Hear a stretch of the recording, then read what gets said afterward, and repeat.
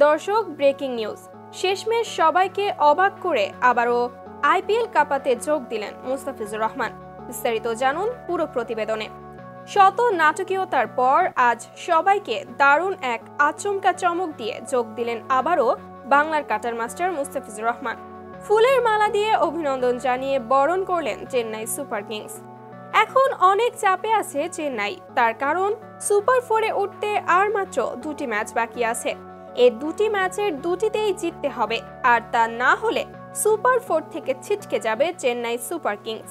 আর সেজন্যই দর্শক, দলকে আরও শক্তিশালী করতে শেষমেশ আবারও নতুন করে মুস্তাফিজকে মাত্র 2টি ম্যাচের জন্য 5 কোটি টাকা দিয়ে আবারও শত নাটকীয়তার পর সবাইকে আচমকা চমক দিয়ে দলে ফেরালো চেন্নাই মুস্তাফিজুর রহমানকে।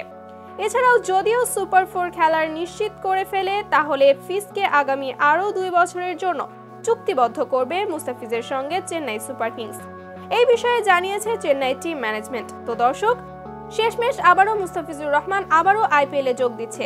এই বিষয়টিতে আপনাদের কি মতামত সেটা অবশ্যই জানিয়ে দিবেন ভিডিওর কমেন্ট বক্সে।